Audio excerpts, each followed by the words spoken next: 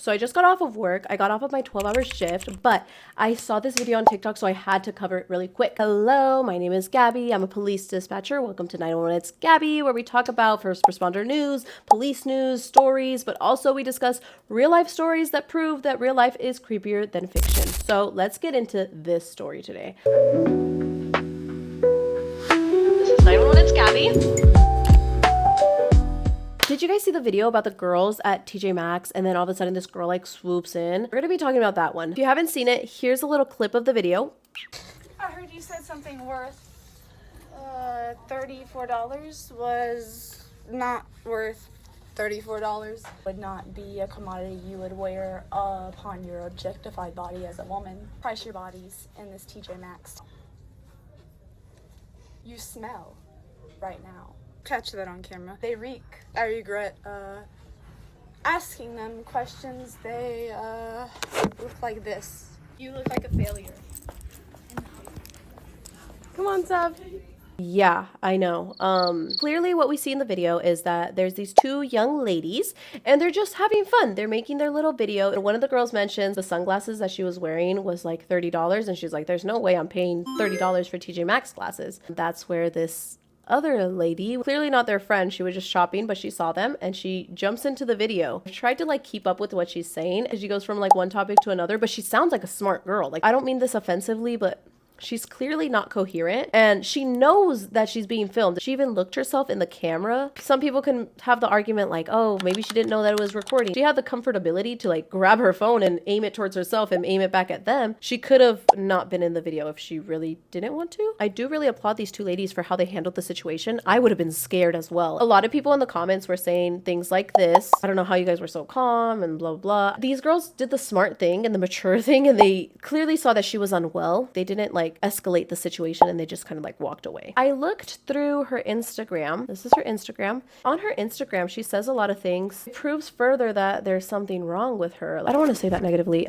It proves further that she does need help, like some sort of help. Somebody commented saying that she had like a severe eating disorder and I was like, what? So I looked, there's little hints. She doesn't straight out say that she has an eating disorder, but like she's clearly very, very skinny and she takes pictures of her legs a lot. She took a picture of her fridge and here's the picture and the caption as you see. I was like, I wouldn't be prepared for the next war with that little bit of food. Like it was just like drinks Dr. Pepper and hummus. Like that wouldn't even last me a week. That's not even a full meal to me. That's more of a snack, but those are like her full meals. Also, this girl, she says a lot of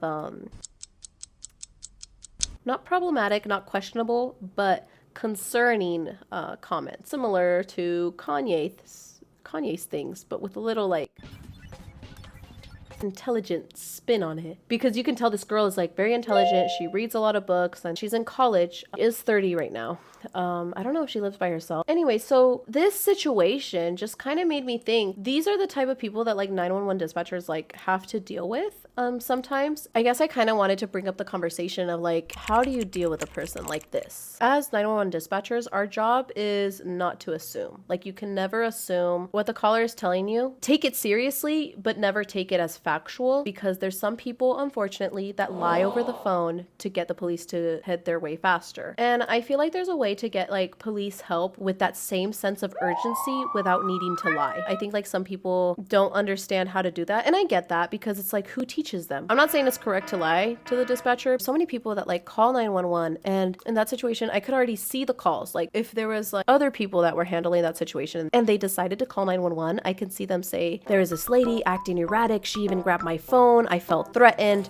I felt like she was gonna hit me with it. We ran away, you know? And so like, that is way different than if you would have received a call saying, hey, we just encountered somebody, looks like she needs help. She came up to us while me and my friend were making a video and it looks like she is disoriented, or it looks like she's confused, or, you know, with the first situation, it looks like maybe she has a history or combative for no reason, or I don't know, because I'm not a police officer, but I feel like as a dispatcher, the way that I'm taking the first call, I'm like, okay, like you need to go over there. This person is aggressive. This person is uncooperative. Be ready for that, you know? And so the officers obviously have to prepare for that. I'm not saying with guns or anything, anything, but I think like obviously like come with like a strong demeanor, as opposed to, hey, there's this person, they're unwell, but can you just stand by, make sure that they're not a harm to themselves or to others. Obviously the medical professions are the ones that can determine that, not the officers, but I think just like having the officers stand by until they come, making sure that everything's good, and that's a different way that the officer will approach the person, as opposed to they're combative and they're yelling and they're screaming and they're acting erratic, and it makes a complete difference as to the outcome of things. Unfortunately, like they have an illness or they have something wrong with them, and so police going up to them, getting aggressive with them, or disclaimer, I'm not trying to say that like this is how the police will handle it and that's it, period, point blank. No, I'm just saying like from a dispatcher point of view, we don't see and we don't know, and it's the officer that has to prepare to go on scene with whatever information that we give them. So many situations where the caller will lie. Actually, just the shift that I got off of, they were talking about a combative party. This party is scratching us, swinging their arms at us. So I was like, hey, could I show you en route? The officer asked, did they harm anybody? Like successfully harm somebody? I asked the call taker, I was like, hey, did they successfully harm the person? The dispatcher confirmed. They were like, yes, he successfully scratched the person.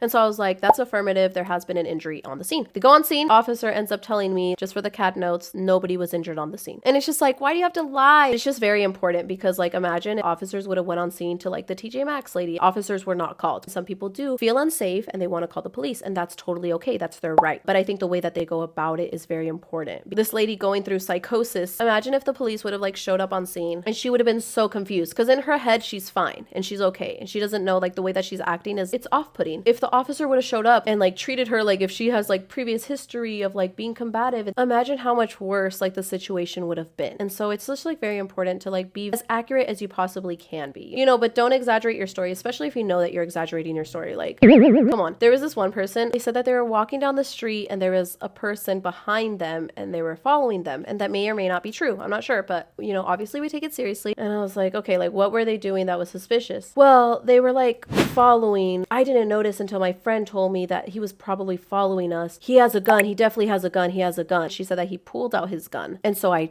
relayed the information to my officer. You're thinking like you're about to shoot fire and stuff. My officers went to the location, but they couldn't find him. They were like, hey, we're not finding the location. Could you call back? So I called back and I was like, hey, we're trying to find this party. But she sounded too calm for like her to have actually have seen a gun and to have almost lost her life. I was like, did you see the gun? And she said, well, I know there was something there, and that just told me everything. So that's a completely different story. Me relaying to my officer like, hey, he's a Hispanic male who pulled out his gun, is completely different from saying, hey, RP says that he looks like he had a gun, but she did not see the gun. Very different. Suspecting that it's a gun and actually seeing and pulling out a gun. The whole like TJ Maxx thing. I know that there's so many people that would have called 911 for this specific situation, because there's a lot of people that call 911 for things that are, I don't want to say smaller than this, but like they don't even make contact. They just see and they suspect, and that's fine. That's your right to like call 911. But I think like it's the accuracy that you tell the story. It makes it a whole lot different, because I could only imagine how many 911 calls there have been where the person lies or over dramatizes, that it makes the officer act out differently than what was actually appropriate for the situation. I just think like all of us, from the caller to the dispatcher to the police officer, all of us working collaboratively and accurately makes for a much better situation, as opposed to the people who like call and they're like, I just want the police to come here fast, so I'm just gonna say this. It makes the situation so much worse, because what if the person didn't have to go to jail? I think like dealing with officers is very difficult, and I think with some people it's scary. The way that I react to situations, I'll freeze, be quiet, and I'll listen. I'll be cooperative. But there's some people who like they feel attacked and they're like, no, I'm not doing anything wrong, and so it escalates them. You don't know the person that you're dealing with. The officer only knows what we're being told, but they have to always be prepared. What if like it's somebody who's super combative and then the officer's like, let me just try to calm them down? No, the person who's like super overstimulated is gonna beat the officers. What if it's not even really what is going on? The person is just saying they're being crazy, but actually they're just like frustrated and they need space from you, or they need space from the situation. And this happens a lot. Sometimes you need to be hands-on, and sometimes you need to just talk to them. You just never know. Oh, there's so many examples that I can give, and maybe we can talk about that like in another episode. Sorry for that long rant. The girl's name is Elizabeth Ashley. Hopefully she's well. I hope that she gets the the help that she needs. Also, don't bully her. Like, don't make her feel bad. At the end of the day, like, if this is some sort of like psychological disorder, she can't help it. She can't like fix it on her own, and she's not aware enough to really help herself. She probably needs like a good friend or a family member, and I don't know like what her situation is. Don't just assume. If they are like physically hurting you and like physically hurting others or physically hurting themselves and you see that,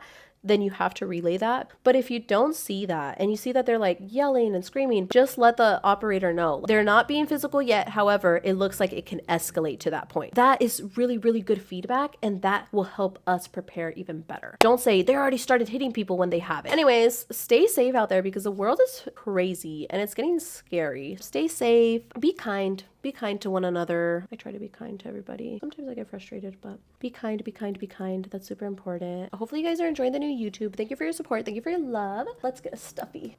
Look, it's the like Maddie one and it's the happy one. This is you guys because I love you so much. Have a great day. Be safe out there. Bye.